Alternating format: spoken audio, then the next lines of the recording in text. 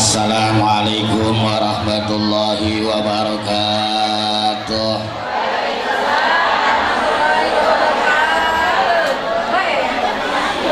Nahmaduka ya man awtahtalana subulal hidayah wa jahtalana ambasagirina bisyawatul giwayah. Asyhadu an la ilaha illallah wahdahu la syarikalah wa asyhadu anna sayyidana Muhammadan abduhu wa rasuluhu la nabiyya ba'dah. Allahumma salli wa sallim wa barik ala sayyidina Muhammadin wa ala alihi wa ashabihi ajmain.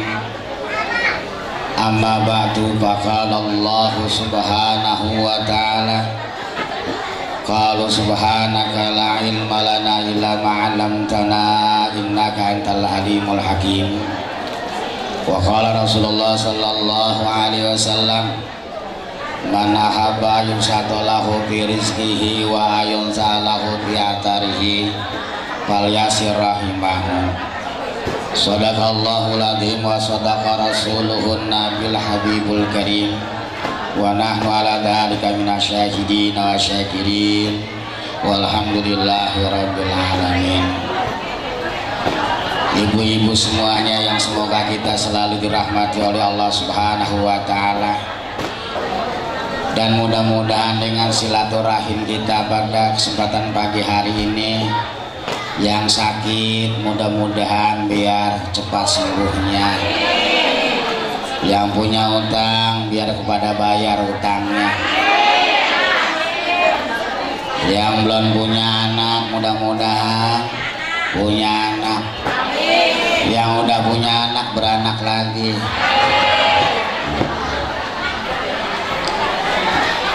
Selawat dan salam semoga Allah subhanahu wa ta'ala senantiasa selalu melimpahkannya kepada junjungan kita Nabi besar Muhammad sallallahu alaihi wasallam. Ibu sekalian, sebelumnya saya pengen dongeng dulu nih, cerita. Yang nenek-nenek makan biasanya semua dongeng biasanya. Dongengnya begini. Dulu saat listrik belum ada, mata orang masih awas-awas. Sekarang listrik udah pada terang, mata orang nggak pada awas. Kadang-kadang ngelihat orang di depannya kayak siapa lu. Semua fasilitas semakin canggih, semakin hebat, orang semakin lemah. Tapi dulu ibaratnya belum ada apa-apa, orang hebat-hebat, cuman nggak terkenal sampai sekarang. Nah, tempo hari atau zaman duluan ada seorang petani yang sukses, sawahnya lega, hidupnya juga bahagia. Kita ambil contoh aja dah, orangnya Bu Haji Ida di Poncol. Nah, contoh ini mah. Nah, saking bahagianya, cuma satu yang pikirannya saat itu, nggak mikirin beras, nggak mikirin apa, mikirinnya hama.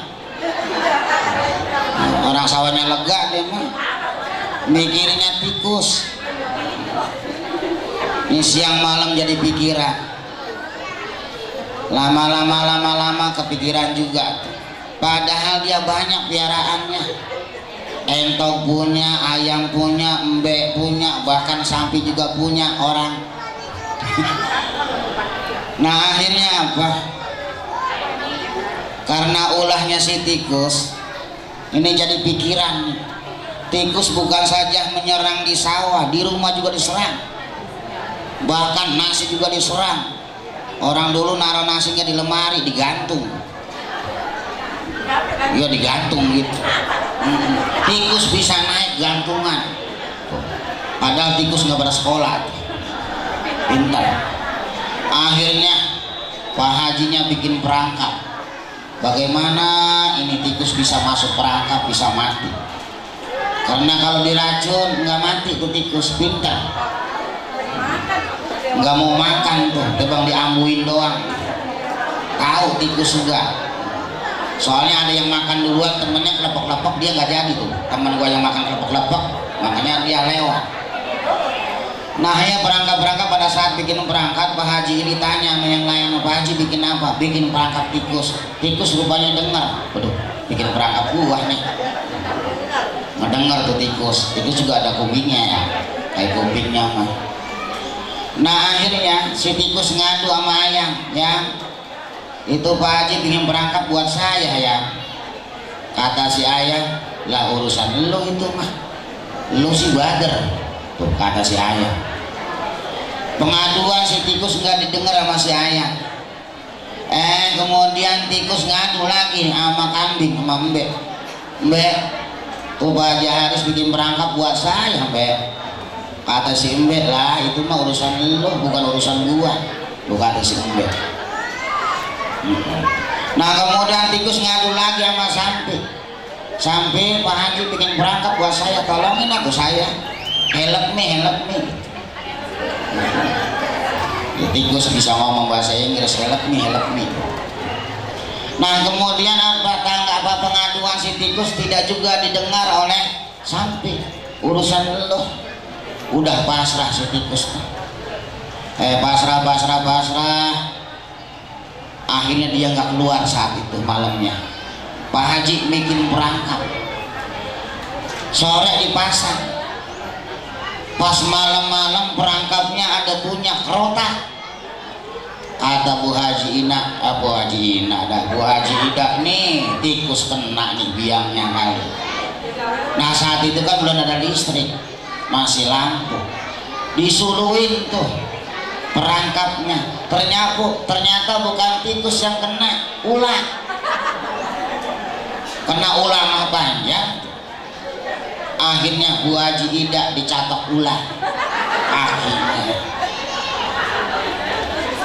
pas dicatok udah panas dingin, makan gak enak. Namanya orang sakit makan gitu. Jangankan makanan yang enak, yang gak enak, apalagi makanan yang enak gak enak juga.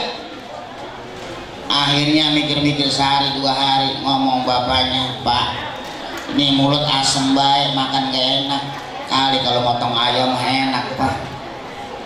Akhirnya ayam ditangkap, dipotong. Kata ayam, lah gara-gara dipatok ulah kenapa gua sasaran? Ayam mati, potong buat makan.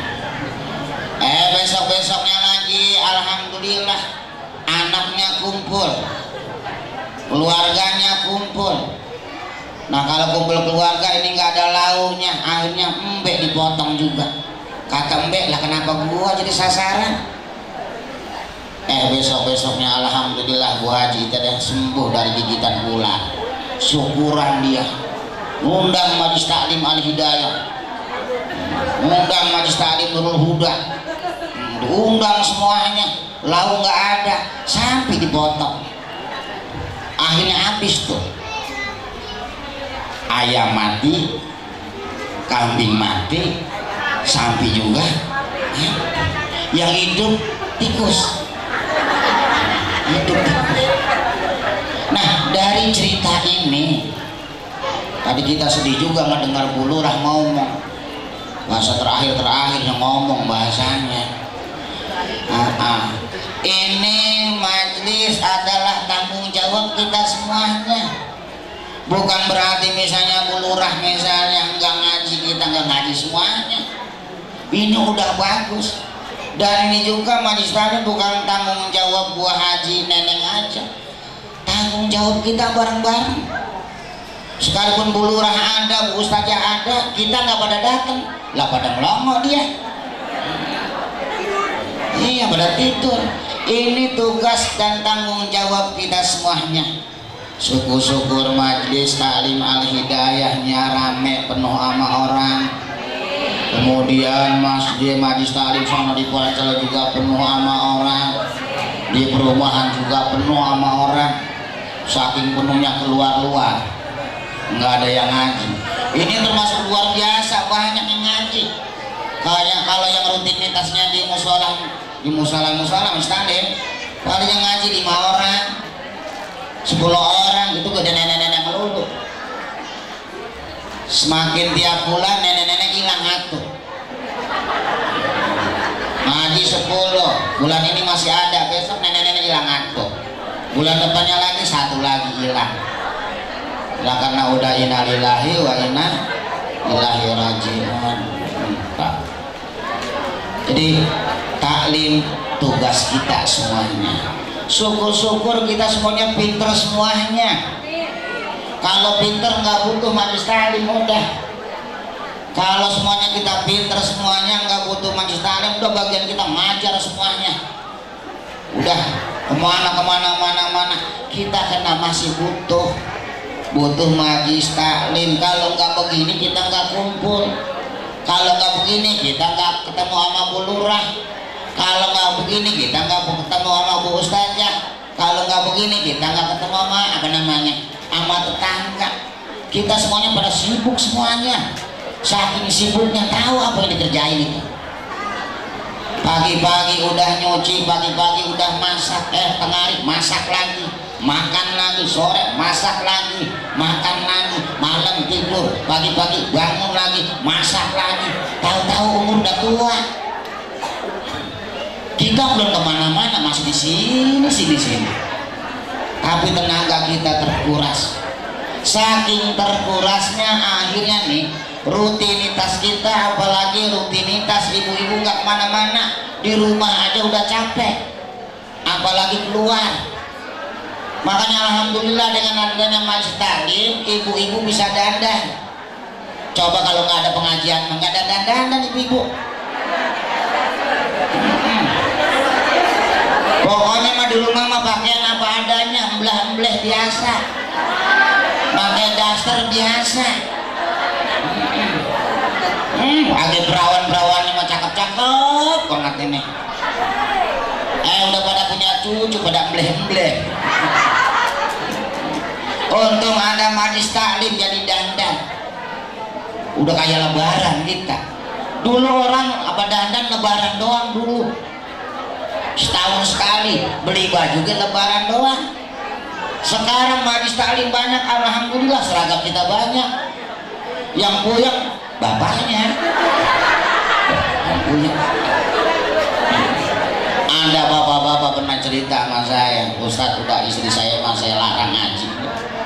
Emang kenapa? Brengsek, gara-gara ngaji brengsek. Nah kenapa begitu Pak brengsek? Habisnya ono seragam. Lah, emaknya yang sehat, emaknya yang ceria, saya yang pusing katanya. Akhirnya bininya nggak boleh ngaji kemana-mana, di rumah aja. Lama-lama bininya nggak pernah dandan, cepet tua. Lah gini kan bini gua udah tua banget gitu, karena nggak pernah dandan. Jadi ibu-ibu sebulan keluar kemana-mana, di rumah udah capek, tenaga udah terkuras, perhatian udah terkuras. Udah lelah ibu-ibu, saking lelahnya tuh kadang-kadang yang tadinya rajin ibadah juga, alhamdulillah saking sibuknya ibadah mulai ditinggal. Kan ibadah kan kalau udah ditinggal sekali segen, mulai laginya segen. Ibu-ibu biasanya sholatnya rajin, kemudian datang haid, setelah datang haid mulainya lagi. Misalnya sekarang hari Sabtu, misalnya haidnya selesai, entar sholatnya mah hari Sabtu depan. Segen mulainya. Kalau udah mulai segen berhenti, pada saat libur segen lagi mulainya. Ada majelis taklim udah bulan Karam nih, udah bulan Sura Muharram, masih bulan pembukaan masih. Nah kelamaan dari sebelumnya Ramadan udah penutupan. Katanya tanggung Ramadan kan libur, habis Lebaran, Syawal banyak yang hajatan. Ntar aja bulan Apit banyak yang pergi haji. Lah iya, habis bulan Apit bulan apa? Haji pada ngejemputin jemaah haji. Lah 3 bulan lebih, sampai saat ini majelis taklim belum mulai, ntar dulu. Itu saking sibuknya tuh. Makanya Allah Subhanahu wa Ta'ala dalam sebuah catatan kitab ini membutuhkan 5 orang yang menjadikan sebuah alasan atau argumen kepada orang-orang yang lain Alasan tersebut adalah alasan kesibukannya masing-masing. Dengan kesibukan masing-masing kita berani dan bisa meninggalkan ibadah yang kita sudah tanam. Nanti aja kalau kita dapat masalah, kalau kita dapat kesulitan, baru kita ibadah lagi. Pada saat kita misalnya tenang, pada saat kita nggak ada masalah, pada saat kita misalnya enak, ibadah mulai kita tinggal, kita kurang dan kurang butuh kepada Allah Subhanahu wa Ta'ala. Tapi pada saat kita terjepit, pada saat kita terhimpit, pada saat kita susah, baru kita ingat Allah lagi. Contoh, ibu-ibu pada saat sehat biasa-biasa aja, jarang nyebut nama Allah. Pada saat giginya sakit, itu siang malam nyebut nama Allah. Ya Allah, ya Allah, astagfirullah, astagfirullah. Alhamdulillah sembuh, keluarganya tenang lagi. Pas tenang lagi, alhamdulillah, bapaknya lakinya nggak pulang-pulang, inget lagi mau sholat lagi malam. Ya Allah, kenapa laki saya nggak pulang-pulang? Lah emang lakinya di mana? Kerjanya sama di Jakarta. Iya. Nggak taunya lakinya di sana belangsa. Mau pulang nggak punya duit. Kan yang ditanyain banyak pada sampai ke rumah si suami itu bukan nanyain kabarnya, abang sehat apa sakit, enggak, bang mana duit kerja. Yang ditanyainnya baru ingat lagi pada saat kita susah, ingat lagi baru kepada Allah Subhanahu wa Ta'ala. Bisa jadi nih pada saat kita susah kita ingat Allah, nanti suami kita diberikan kelancaran oleh Allah Subhanahu wa Ta'ala, rezekinya lancar, saking lancarnya alhamdulillah kita mulai ke majelis taklim udah segan. Ngapain ke majelis taklim? Misalnya saya mah punya duit, hari Sabtu mah kata orang-orang ya weekend, pada jalan-jalan, pada belanja. Makanya nih ngomongnya yang ngaji begini, yang kumpul nih, apalagi tanggal-tanggal tua ini, rata-rata gak punya duit semua ini. Kalau punya duit mah insya Allah gak bakalan sampai ke sini. Kalau punya duit banyak kan pasti jalan-jalan kemana kan gitu. Karena kita gak punya duit, alhamdulillah dikumpulkan oleh Allah Subhanahu wa Ta'ala di sini. Daripada kita gak punya duit di rumah sendirian, lamun akhirnya lama-lama nyengir sendirian. Nah, gitu.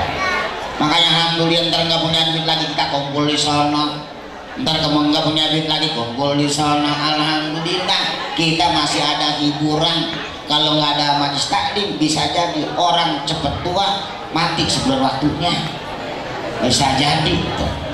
Makanya kata Allah Subhanahu wa Ta'ala atau kata Rasulullah SAW dalam salah satu sabdanya begini, Innallaha ta'ala yahtazu yaumal qiyamah bi arba'ati anfusin ala arba'ati ajnasi minan nas. Allah Subhanahu wa Ta'ala membutuhkan 4 orang agar menjadi sebuah alasan pada 4 golongan manusia. Yang pertama yang dijadikan sebuah alasan adalah alal agniya'i bi Sulaiman alaihi salam. Nabi Sulaiman dijadikan senjata oleh Allah Subhanahu wa Ta'ala. Awalnya bahasanya begini, Allah Subhanahu wa Ta'ala nanya sama orang-orang kaya. Kata Allah Subhanahu wa Ta'ala, limada taraktumul ibadah, orang-orang kaya, kenapa kalian meninggalkan ibadah? Saking sibuknya. Kata orang-orang kaya, kata dia, nahnu masgulun, kami sibuk ya Allah, sibuk ngurusin harta, sibuk ngurusin banda. Saking sibuknya tuh, jangankan ibadah, makan juga nggak kepikiran. Makanya yang namanya dulu mah penyakit yang hebat-hebat orang kaya dulu mah, stroke orang kaya, jantung orang kaya, tipes orang kaya dulu. Kalau sekarang mah penyakit sama semuanya, orang pikiran kita sama orang kaya. Lah dulu mah orang kaya makanannya ini, kita mah makanan di kampung. Saking makanan di kampung boleh ketemu genjer, eceng, jengkol paling hebat udah. Lidahnya beda, ketemu daging setahun sekali, lebaran doang. Sekalinya ketemu juga besoknya mencret beraknya. Dulu kalau sekarang mah biasa, orang makan ikan ayam biasa tiap hari, orang makan daging biasa tiap hari. Makanya penyakitnya juga sama sama orang-orang kaya. Dulu orang kaya pada stroke, sekarang orang susah stroke. Makanannya sama. Jadi kata Allah Subhanahu wa taala, "Limata taraktumul ibadah?" Kenapa hai orang-orang kaya kalian meninggalkan ibadah? Sibuk ya Allah. Sibukan mana dengan Nabi Sulaiman alaihissalam?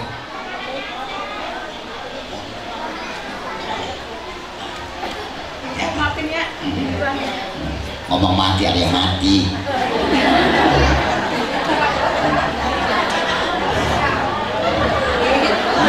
Jadi dulu rasa saran tuh ya. Iya, bos tahu tetangganya beliau. Ya, silakan. Nah, kemudian tanya lagi, hai orang kaya, kenapa kalian meninggalkan ibadah? Kerajaan saya banyak ya Allah. Banyakan mana kerajaannya dengan Nabi Sulaiman alaihissalam? Akhirnya nggak ada alasan orang kaya meninggalkan ibadah. Kita belum apa-apa, baru melek. Udah baru melek, kita udah ibadah kita tinggalin. Pagi-pagi bukannya sholat subuh, pagi-pagi ngitung duit kita. Saking banyak tuh duit ribuan melulu. Nah siang dikit, bukannya kita ibadah misalnya johor, kita mah kebanyakan ngerumpi. Ke warungnya mah belanjanya sebentar, ketemu temen di warung, ngobrol lama kita. Kadang-kadang apa? Yang diobrolin bukan orang lain, yang diobrolin lakinya. Cerita padahal ditanya juga enggak. Laki gua mah bego banget tuh. Lah kalau kita pikir-pikir lah, lu laki lu bego, lu mau jadi bininya? Udah jelek bagus laki kita ya laki kita. Walaupun bagus laki orang jangan. Tuh jangan suka cerita kelemahan-kelemahan daripada rumah tangga kita. Takutnya dia kalau ada yang senang, kalau ada yang gak senang, kelemahan-kelemahan kita jadi senjata buat kita semuanya, senjata balik buat menghancurkan daripada kita dan keluarga kita. Jadi Nabi Sulaiman alaihissalam jadikan sebuah alasan. Nabi Sulaiman adalah orang yang kaya, yang kerajaannya luar biasanya, hartanya luar biasa, dia masih tetap menjalankan ibadah kepada Allah Subhanahu wa taala. Coba kalau kita misalnya dikasih kekuasaan atau dikasih kekayaan kayak Nabi Sulaiman, mungkin beda lagi. Misalnya kita banyak harta, kita udah nggak kenal majlis taklim, udah nggak kenal masjid, udah nggak kenal tetangga. Pagi-pagi udah naik mobil ngantor kemana, pulang malam tidur, pagi-pagi pergi lagi, jalan-jalan tiap minggu. Cuman kita yang miskin juga jangan heran dan jangan masanya terhidang kita miskin. Kita bisa jalan-jalan, bahkan bukan tiap minggu lagi, tiap hari kita jalan. Ke warung kita jalan, ke depan kita jalan, ya tiap hari kita jalan terus. Itu malah yang lebih sehat. Bahkan orang yang jarang injak tanah itu yang banyak penyakitnya. Kita ini pakai sendal mulu, insya Allah penyakitnya banyak. Coba orang tua dulu tuh, yang kakinya kayak nyeber-nyeber, oh kaki, pakai sendal kemana, kaki kemana. Itu sehat-sehat tuh orang tua kita. Bahkan jangankan hanya duri, beling aja nggak mempan, saking tebalnya tuh kakinya. Kalau sekarang kita baru kena batu dikit aja cingkret kan, nggak sanggup untuk jalan kita. Tuh. Jadi jangan sampai kelancaran, kemudian kekayaan serta duit yang kita pegang menghalangkan kita untuk ibadah kepada Allah Subhanahu wa taala. Takutnya begini, pada saat kita sehat kita enak, pada saat kita banyak duit kita enak, pada saat kita jaya kita enak, gampang bagi Allah Subhanahu wa taala untuk membulak-balikan keadaan yang ada. Orang yang banyak duit gampang hilangnya, Orang yang banyak misalnya hartanya gampang ngabisinnya, kalau Allah Subhanahu wa taala berkehendak. Ngumpulinya dikit-dikit malah hilangnya cepat. Bahasanya gampang bagi Allah. Nah, kalau kita syukuri kekayaan yang ada, kita syukuri daripada nikmat yang ada, insya Allah nanti nikmatnya akan ditambah-tambah oleh Allah Subhanahu wa taala. Nah, itu yang pertama. Kemudian yang kedua, Allah Subhanahu wa taala menjadikan apa? Nabi Yusuf alaihissalam adalah abidi bi Yusuf alaihissalam. Nabi Yusuf ini adalah seorang budak daripada kaisar Mesir saat itu. Bahkan dia di penjara. Susah bahasanya. Orang yang dalam kekangan daripada majikannya. Tapi dia masih bisa untuk melaksanakan ibadah kepada Allah Subhanahu wa taala. Ada yang ditanya misalnya, kenapa emak enggak ibadah? Sibuk Ustaz. Emak teh kuli ngomong. Misalnya, emak teh kuli ngomong dari pagi nyampe sore. Ya kalau emaknya pulang jam 5, kadang-kadang emaknya lembur nyampe jam 9. Sibuk ngurusin anak orang. Saking sibuknya sholat kita tinggal, saking sibuknya ngaji kita tinggal, ngurusin anak orang. Sibukan mana dengan Nabi Yusuf alaihissalam? Dia bahkan di penjara, difitnah, digini, dia masih tetap melaksanakan ibadah. Boleh sambil kerja emak-emak bawa tentengan. Tentengannya bukan apa-apa, tentengannya mengkena. Ya bukan berarti orang nggak boleh kerja, orang nggak boleh kuli. Silakan sambil kuli sambil kerja, bawa tuh mengkenanya. Bisa jadi karena kita sholat, bisa jadi yang gajinya misalnya tuh sebulan kita dikasih gaji sama majikan kita 1 juta, karena kita bawa mengkena tiap hari. Syukur-syukur mata kita awas bisa baca Quran sambil kerja, sambil sholat, sambil baca Quran. Bisa jadi bulan depannya gajinya ditaikin. Yang tanya 1 juta dia 10 juta. Cuma ngejual motor dulu. Nanti akan ada hibah orang lain kepada kita. Kita mau udah susah, akhirnya apa? Meninggalkan ibadah. Bahkan saking susahnya juga Allah Subhanahu wa taala memberikan sebuah alasan kepada Nabi Isa alaihissalam. Nabi Isa itu apa? Saking susahnya nggak punya rumah, nggak punya apa. Bahkan Nabi Isa itu di antara para nabi dan para rasul, Nabi Isa doang yang nggak punya istri. Masih bujangan udah mati. Saking susahnya. Kita kadang-kadang tanya, Kang Pulung, Mak, mulung seharian dapat berapa kilo, Mak? Dapat 5 kilo, Mak Ustaz. Berapa duit sekilonya? Murah. Bang berapa? 5.000 atau 8.000? Betul akuan. Jadi kalau misalnya ada yang hajatan, ada yang hadiran tuh nenek-nenek, ya mau liatin lama banget bubarnya, dia mau nyari ini nenek, bodoh, sibuk karena susahnya. Saking sibuk-sibuknya meninggalkan ibadah, padahal dulu lagi mudanya rajin ibadahnya, karena terhimpit ekonomi akhirnya ditinggal pelan-pelan. Akhirnya mulung ninggalin ibadah yang selama ini dia pupuk, ditinggalkan oleh dia. Bisa jadi ini semua semuanya adalah ujian buat kita semuanya. Diuji kita semuanya. Yang susah yang diuji, yang cakep juga diuji, kemudian yang kaya diuji, yang punya jabatan diuji, semuanya diuji. Bisakah kita mampu melaksanakan ujian ini dengan sebaik-baiknya? Makanya ibu-ibu nih, kalau ngomong jangan suka begini nih, perasaan gua kayaknya gua baik banget, perasaan gua ibadah gua bener banget. Kalau kita udah merasa benar, merasa baik, insya Allah ntar banyak ujian. Kata Allah Subhanahu wa taala, ahasiban nasu ayusraku ayaqulu amanna wa hum la yuftanun.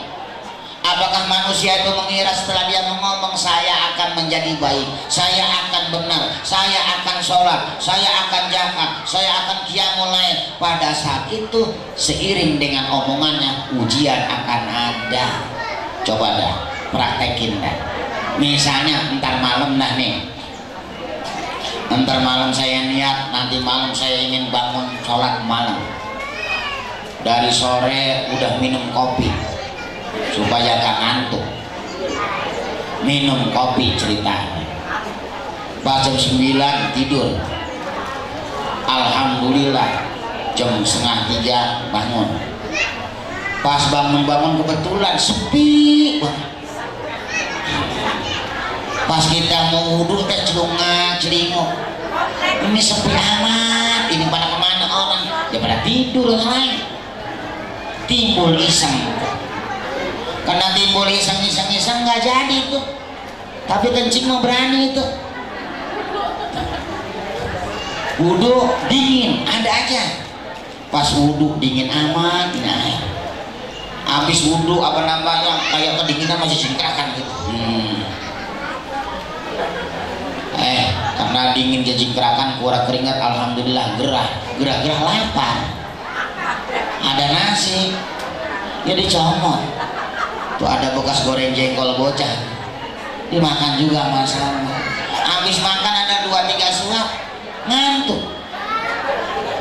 Ntar dulu baru 2:30, ntar anunya 3:30 sholat tahajudnya, tiduran dulu. Alhamdulillah jam 6 baru bangun. Pokoknya ada aja ujiannya. Kita dari rumah pengen sedekah, misalnya saya mau sedekah ke sana ke Masjid Ta'lim Ar-Rahmah misalnya, dari rumah di tengah jalan ada tukang endul. Beli enggak, sedekah mah gampang, besok masih ada. Beli itu dah tempe tukang endul, nggak jadi sedekahnya. Atau kita misalnya pengen sedekah ke masjid misalnya dari rumah, jangan punya duit 200.000 pengen jalan, nyampe di jalanan lain lagi.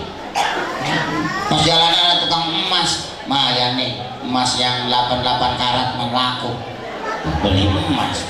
Pokoknya ada aja, pokoknya siapa yang berniatan niat baik pasti akan dicoba, pasti akan diuji.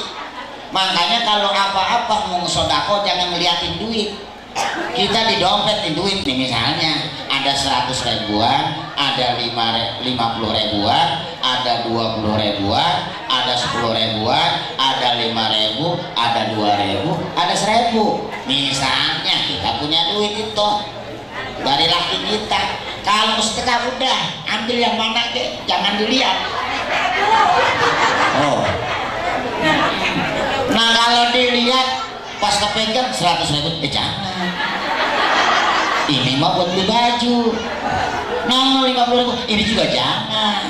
Beras gak punya, lagi 20.000, ntar bocah jajan. Yang 10.000, jangan ini mah. Ini yang beli bakso ntar. Katanya 5.000, ini mah bagus banget duitnya. Kertasnya masih baru, jangan. Yang 2.000 masih lagi, ini aja 1.000.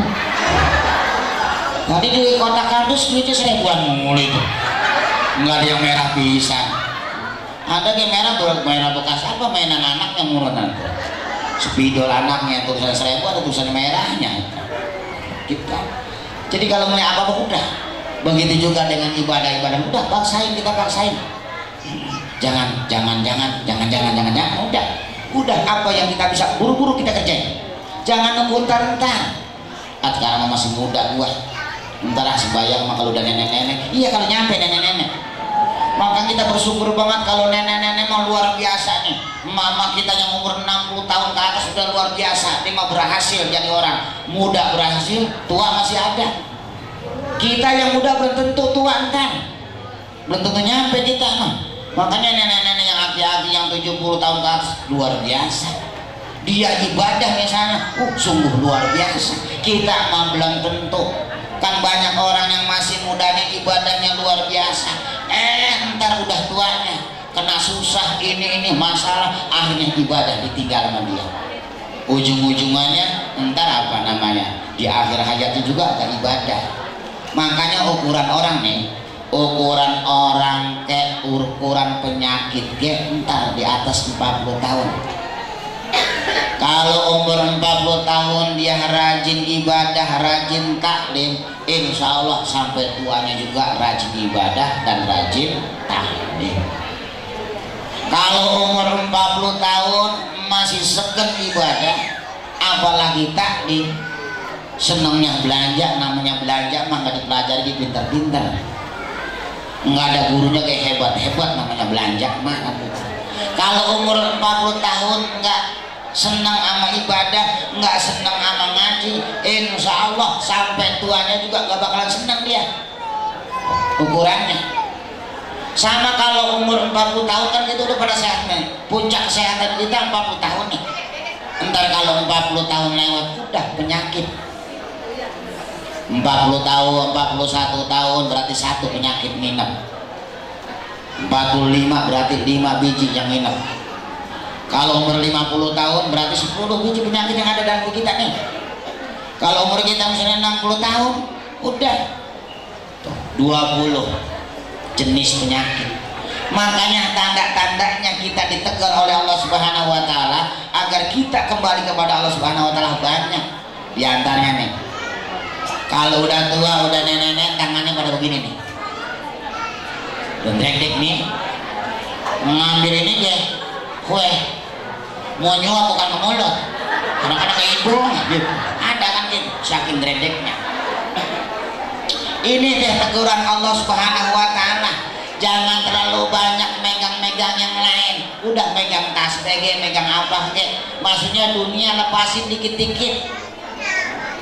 Maksudnya lepasin dikit-dikit ini kita udah kembali kepada agama, kembali kepada Allah Subhanahu wa taala yang akan menuntun kita semuanya.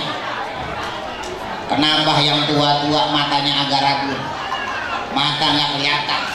Kadang-kadang ngeliat cucunya, siapa lu tau? Nggak kelihatan. Ini maksudnya apa? Allah Subhanahu wa taala negur kepada kita semuanya, mata jangan terlalu sering nonton TV. Ada nenek-nenek dari pagi sampai malam depan TV aja. Banyak itu. Misalnya habis maghrib di TV, akhirnya sholat isyanya enggak, bahkan sebelumnya maghrib udah nonton TV.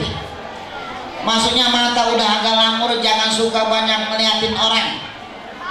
Apalagi nenek-nenek ngeliat yang muda, ntar pengen jadi muda lagi. Udah dengan matanya lamur berarti alhamdulillah dia harus banyak-banyak merenung. Kemudian orang tua teh kupingnya agak budek. Itu teh agak budek itu bukan berarti apa namanya, itu teguran Allah Subhanahu wa taala, sayangnya Allah Subhanahu wa taala kepada kita. Makanya kupingnya pendengarannya dikurangin. Supaya apa? Jangan terlalu banyak ngedengerin orang lain ngomong. Maksudnya omongan-omongnya yang kira-kira gak manfaat. Udah, alhamdulillah kuping kita budek, kita gak ngomongin orang lain. Nah kemudian kadang-kadang biasanya semakin tua orang semakin delit. Delit, apa bahasa Jermannya delit ya? Delit, ambekan, apa perasaan? Maksudnya orang semakin tua perasaannya harus perasaan banyak-banyak mengingat mati. Cuma apa namanya? Jangan sampai misalnya delitnya kita malah marahin anak cucu, bukan. Ini mah kadang-kadang nggak ditawarin makan sama anaknya marah, nggak ditanya sama anaknya marah. Suatu saat misalnya anaknya ke pasar, misalnya jangan pasar, ke pameran, ketemu mertuanya namanya orang muda tua, membelah-belah dia biasa. Menantunya malu untuk negornya, ketemu mertuanya di pameran. Kata mantunya, itu nenek-nenek ada di situ dekat tukang osel. Nenek-nenek. Akhirnya mantunya pura-pura gak ngeliat, nenek-nenek ngeliat. Pas gitu ngeliat apa pulang ngambek, bilang sama anak, no bini lu no, gua hidang banget, gua di sono gak ditanya pisan. Padahal mantunya teh malu nanyanya, orang nenek-nenek pakai kutang doang. Mending kutangnya bagus, getah melulu kan gitu. Coba kalau nenek-neneknya asik, bagus misalnya, yang terlontar dari mulut-mulutnya kalimat-kalimat thayyibah, insya Allah anak cucunya semakin sayang. Yang tadinya ngasih duitnya setahun sekali, insya Allah tiap hari dikasih lewat nenek-nenek, bukan dikasih duit, bukan. kasih lewat doang. Kita juga sih anak-anaknya nih merawat nenek-nenek hidup apa enggak, ada nafasnya apa enggak, yang lainnya mah diperhatiin. Ya nenek-nenek mah nggak bakalan minta kepada anak-anaknya, sekalipun nggak ada kita bakalan minta. Kita tuh yang muda-muda yang pada hidung Ustaz, lebaran mah ngasih kita deh. Lah lebaran emang nenek-nenek hidup lebaran doang? Dia tiap hari ini apa namanya hidup dia ya. Coba dah kita ambil perhatian nenek-nenek orang tua kita, insya Allah keberkahan hidup kita insya Allah akan bertambah. Misalnya ada anak 10 misalnya, diantaranya kita aja yang memperhatiin dah. Tiap hari nenek-nenek udah makan belum, nenek-nenek udah jajan belum, kita tawarin aja nah. Sekalipun nenek-nenek pasti nolak, tawarin, nek doyan hamburger, nggak bakalan pengen dia.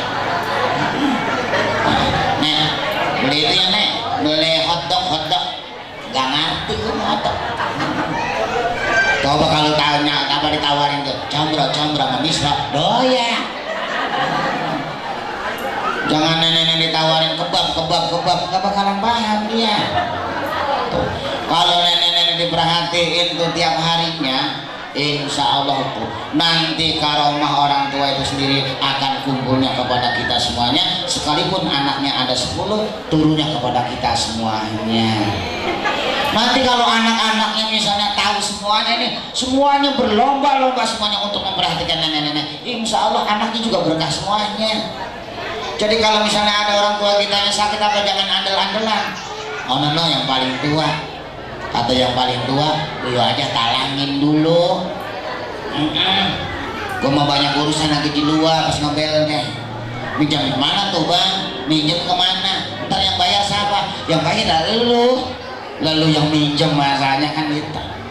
Udah kalau emang kita mampu dan siap, udah apa namanya kita perhatikan dengan sebaik-baiknya, insya Allah keberkahan hidup kita akan nambah. Jadi jangan gara-gara kita susah kemudian kita meninggalkan ibadah. Nabi Isa alaihissalam susahnya luar biasa, ini masih tetap ibadah. Insya Allah susahnya kita di dunia, mudah-mudahan nanti di akhirat akan dikayakan oleh Allah Subhanahu wa Ta'ala. Nah kemudian juga Allah Subhanahu wa Ta'ala berhujjah kepada siapa lagi? Kepada Nabi Ayub alaihissalam. Misalnya ada orang sakit, ada orang stroke, ada orang udah nggak bisa ngomong, ditanya misalnya, mak kenapa emak nggak ibadah, mak kenapa emak nggak sholat, emak sakit stroke, emak nggak bisa ngomong, ya itu ngomong, ini mah kebetulan. Dilihat oleh Allah Subhanahu wa Ta'ala, limada taraktumul ibadah, kenapa anda meninggalkan ibadah? Tuh lihat Nabi Ayub alaihissalam, dia masih ibadah. Sakit yang maradon syadidan, sakit yang luar biasa, sepanjang hari, sepanjang bulan, sepanjang tahun dia sakit, dia masih tetap ibadah. Kita baru sakit sebentar, udah sholat kita tinggal, apalagi bicara pengajian begini.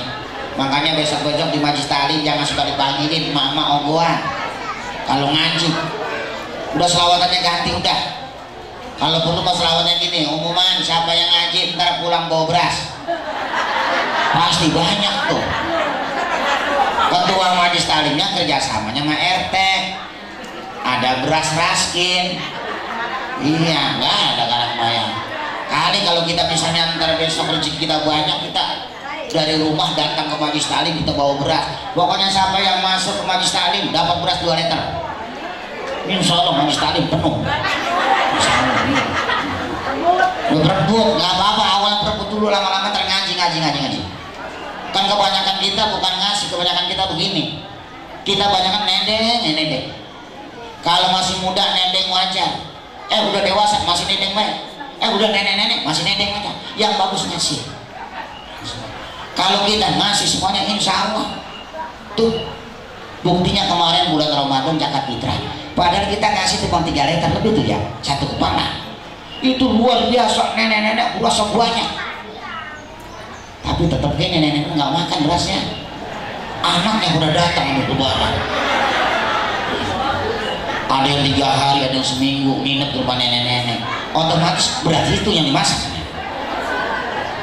Udah seminggu, pas pulang teh, nek itu beras nggak pakai nek, Ya enggak. Itu iya, itu rantang kosong nih. Akhirnya tuh iya dimasukin ke rantang. Kan ngomong-ngomong enek nggak punya ongkosnya tuh. Ongkos ngelihat cucunya nggak tega lagi ngelihat cucunya. Lah yang sekebaran tetap aja nenek-nenek mah susah.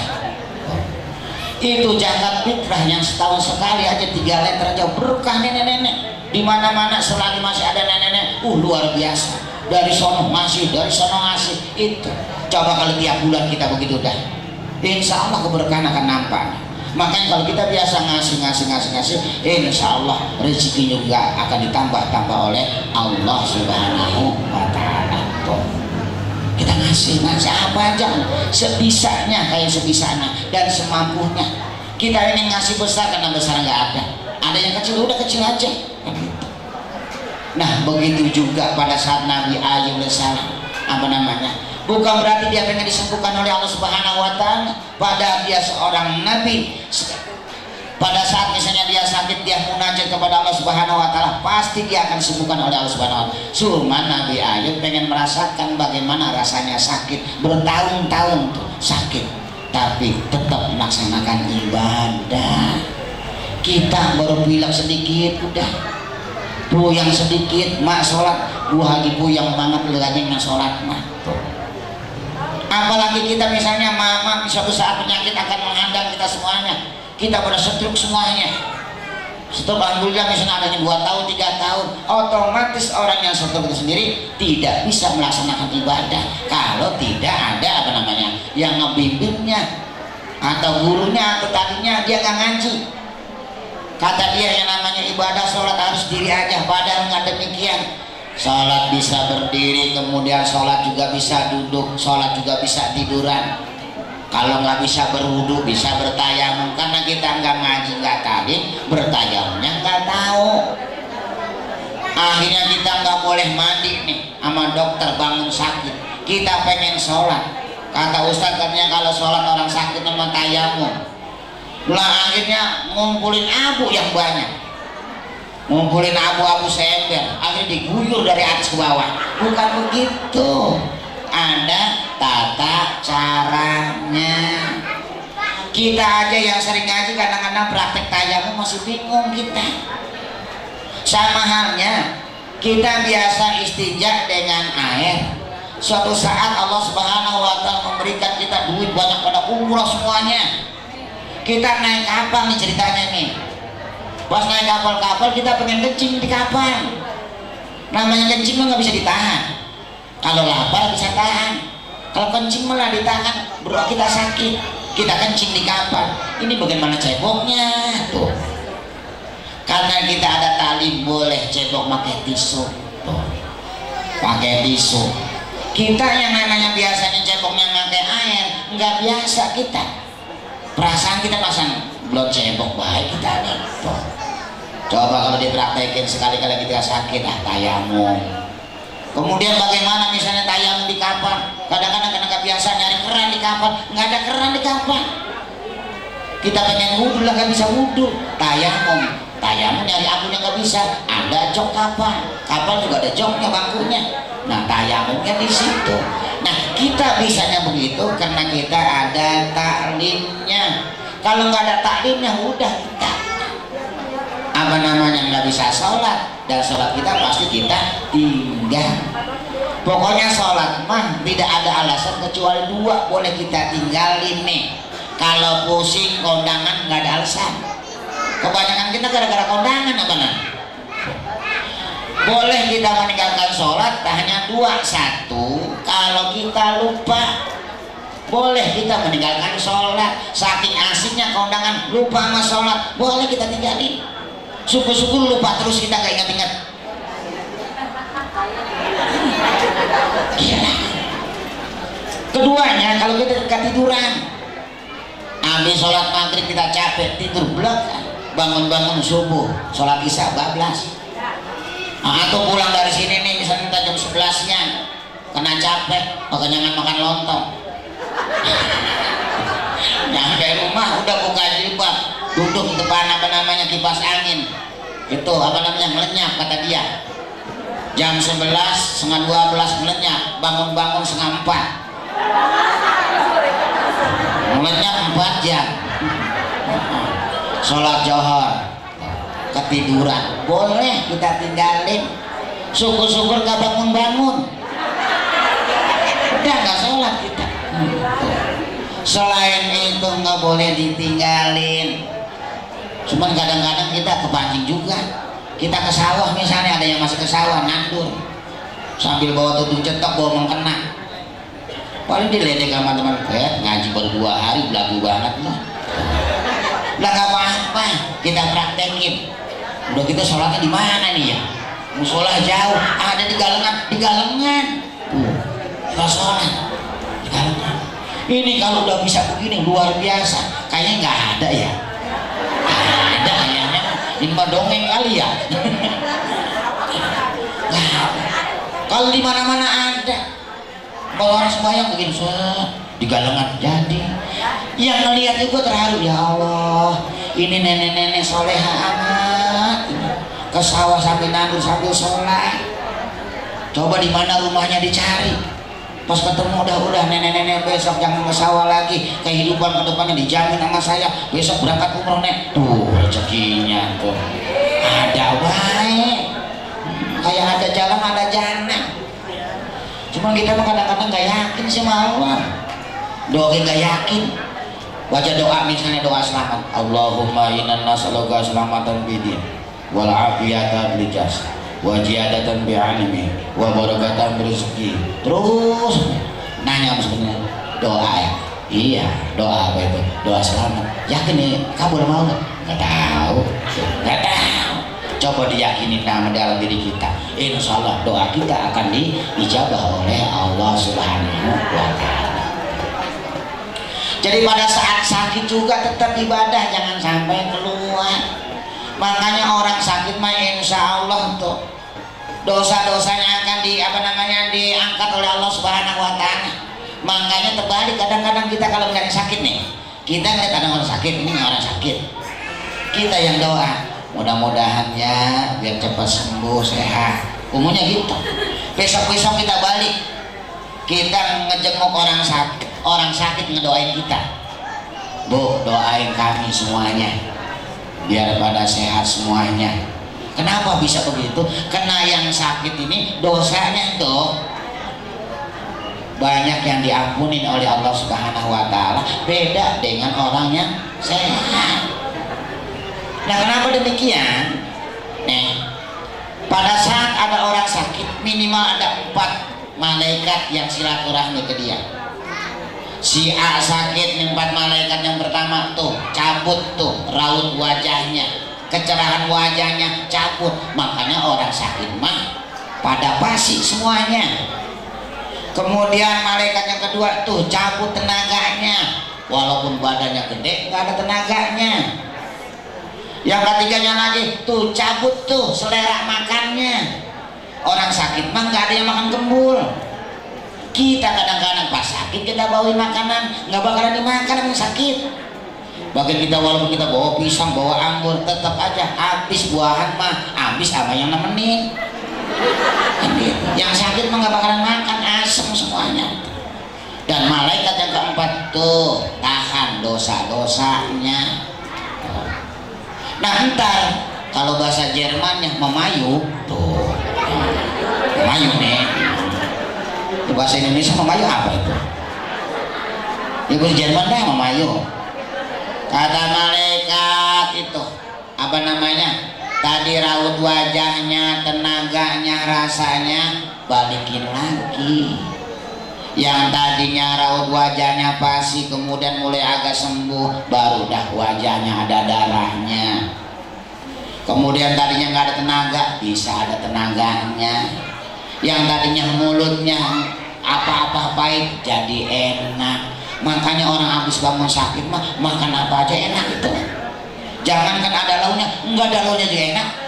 Apalagi ada lauknya, pagi-pagi udah sepiring, jam 9 makan, jam 12 minum, jam 2 nambul, habis asar makan lagi, cepet gedenya. Cuman bagaimana ini dosanya? Dosanya jangan balikin lagi, lempar aja ke sono, ke laut sono, dosanya mentu. Makanya orang sakit itu dosanya akan dihapuskan oleh Allah Subhanahu wa Ta'ala. Kalau ibu-ibu ibadah kurang, sedekah kurang, misalnya zakatnya kurang, sholatnya kurang, udah mendingan kita sakit melulu. Gila, sakit melulu, dosa kita hilang. Cuma nggak mau orang sakit terus mah kan gitu. Makanya pada saat kita menjenguk orang sakit, kalau bisa mah orang sakitnya mendoakan kita. Doain kami semuanya, ente lagi sakit, dosanya telah dihapuskan oleh Allah Subhanahu wa Ta'ala. Kenapa dosanya dihapusin? Orang sakit banyak istighfar. Orang sakit banyak istighfar, orang sakit banyak nyebut nama Allah, orang sakit banyak nyebut baca tasbih. Tuh orang sakit. Panas dingin, astagfirullahaladzim, oh tuh sakit. Sehari semalam bisa jadi 1000 kali tuh istighfar. Subhanallah, subhanallah, subhanallah, subhanallah. Pas ajan maghrib Allahu akbar, Allahu akbar. Aduh udah ajan maghrib, sholat tuh langsung sadar deh, sholat tayamum biar capek penyakitnya cepat sembuh. Ntar habis sholat maghrib dia sakit lagi, astagfirullahaladzim, bisa lama banget sih. Pas sholat isya, sholat lagi. Tuh banyak menyebut nama Allah. Coba kalau sehat mah langsung. Lah jarang kita nyebut nama Allah. Kepaduk aja bukan nama Allah. Atau ngelihat orang bukannya istighfar, kita bukannya subhanallah. Buset, tuh kita mati. Coba kalau misalnya lagi makan, tetuk giginya patah, astagfirullahaladzim, langsung istighfar, nggak buset ini dah. Itu. Jadi orang yang namanya sakit ini dosanya akan diangkat oleh Allah Subhanahu wa Ta'ala. Jadi Allah Subhanahu wa Ta'ala berhujah, Allah Subhanahu wa Ta'ala berargumentasi kepada 4 orang ini, yaitu Nabi Sulaiman alaihissalam, Nabi Ayub alaihissalam, Nabi Isa alaihissalam, dan Nabi. Nah itu berargumentasi, maksudnya jangan sampai kayakah kita, miskinkah kita, senangkah kita. Kalau sudah kita ngerti agama, ayo kita praktekin bareng-bareng. Kenapa bareng-barengnya? Sebisa dan semampunya apa yang kita bisa. Dengan sebisa dan semampunya apa yang kita bisa, insya Allah kedepannya keberkahan hidup itu sendiri akan nyata buat kita. Syukur-syukur kalau udah tua berkahnya luar biasa. Jangan sampai umur udah 70 tahun masih dagang gemblong. Udah gitu dagangnya salah. Hari Minggu dagang, bocah sekolah pada libur, melamun aja jalan. Tudung, gemblong. Ini udah jam 7 jam 8 gemblong udah pada cair. Enggak ada yang beli. Ada mobil dari belakang keserempet nenek-nenek. Gemblongnya tumpah semuanya, kecampur itu abu. Udah nangis nenek-nenek. Katanya punya mobil, nek nggak ngapa-ngapa. Enggak sih, cuma gemblong nenek itu. Udah jangan dipikirin nek, nih saya gantiin. Digantiin nama yang nabrak, kasih 2 juta. Nenek-nenek kelongker. Saya bilang duit 200.000 pada gede, modal gemblong kan nggak sampai 100.000. 2 juta. Ini kebanyakan dong. Udah buat nenek. Udah kedepannya jangan dagang lagi. Habisin aja tuh duit 2 juta nek. Berkah tuh. Gara-gara nenek-nenek sambil susah sambil ingat kepada Allah Subhanahu wa Ta'ala.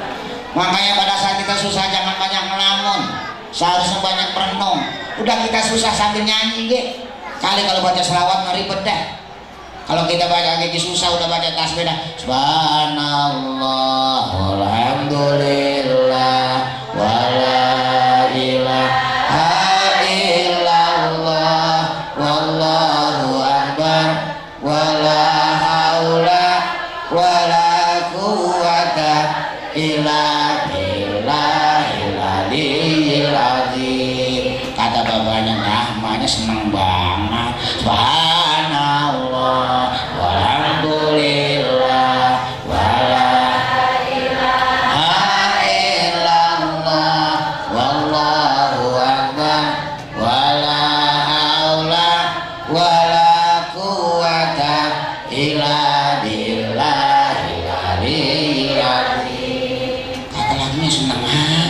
nggak tahu teh bininya kesel sama lakinya.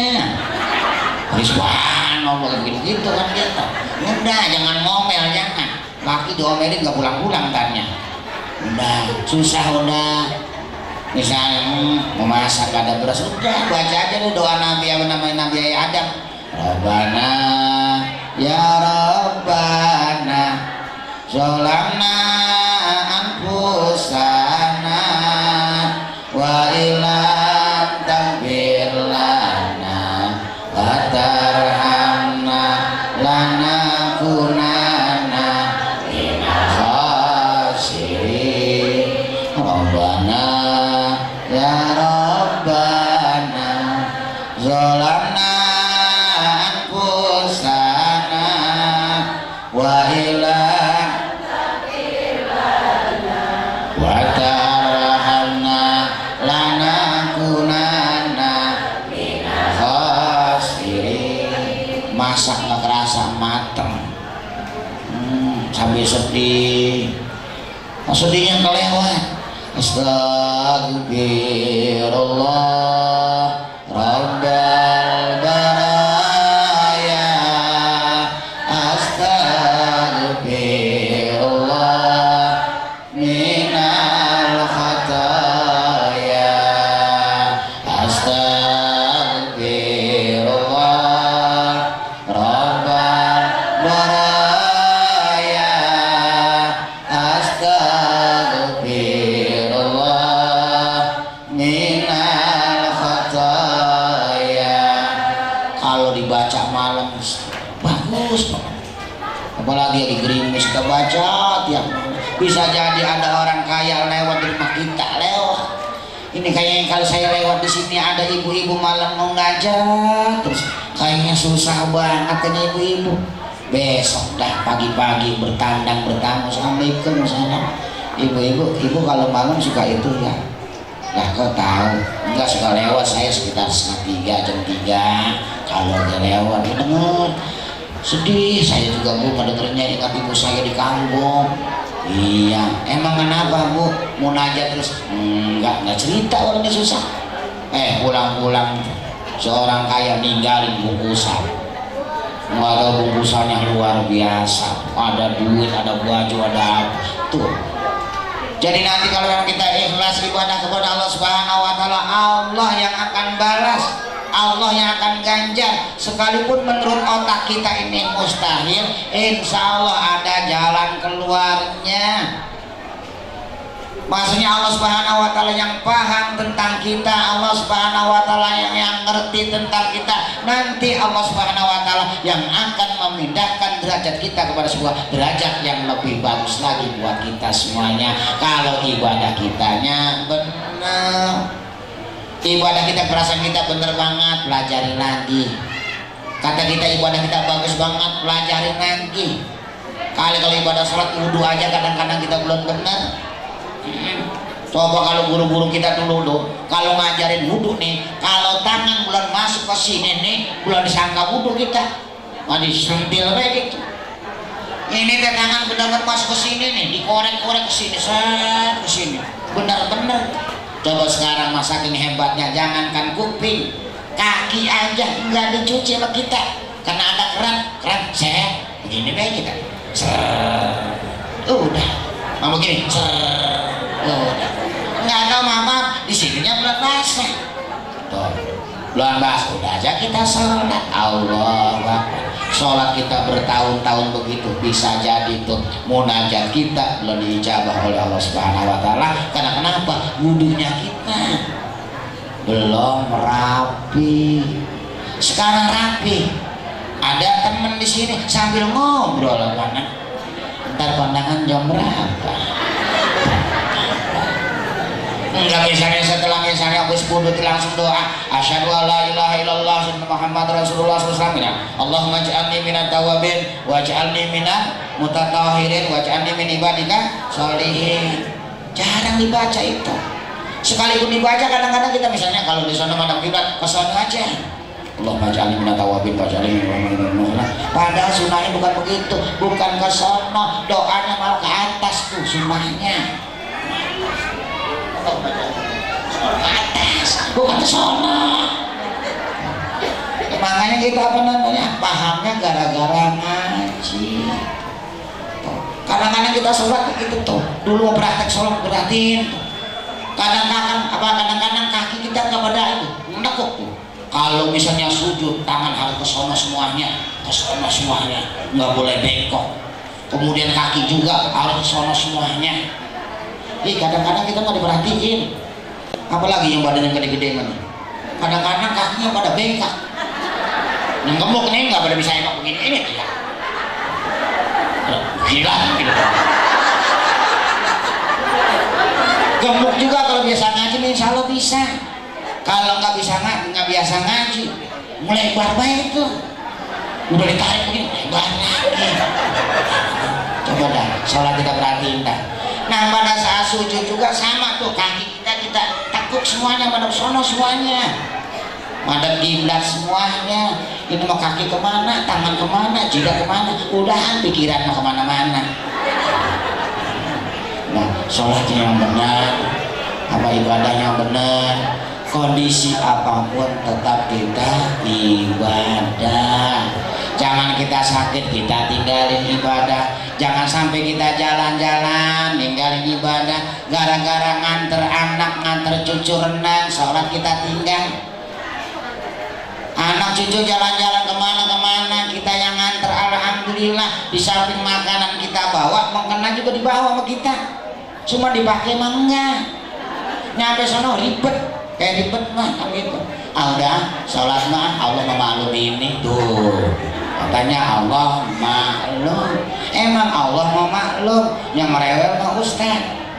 Ini juga karena nyampein mah, mudah-mudahan kita diingatin terus. Dengan diingatin terus, ujung-ujungannya kembalinya kepada kita semuanya. Semoga kita selalu diberikan kesehatan oleh Allah Subhanahu wa taala. Rumah tangga kita dijadikan oleh Allah Subhanahu wa taala rumah tangga yang sakinah, mawaddah warahmah. Anak-anak dan cucu-cucu kita mudah-mudahan dijadikan oleh Allah Subhanahu wa taala menjadi anak-anak yang soleh dan soleha. Mudah-mudahan tambah umur, tambah ibadah, tambah umur, tambah baik, tambah umur, tambah berkah, tambah umur, tambah segala-galanya. Dan suatu saat misalnya nyawa kita berpisah dari badan kita, mudah-mudahan kita dalam keadaan husnul khatimah.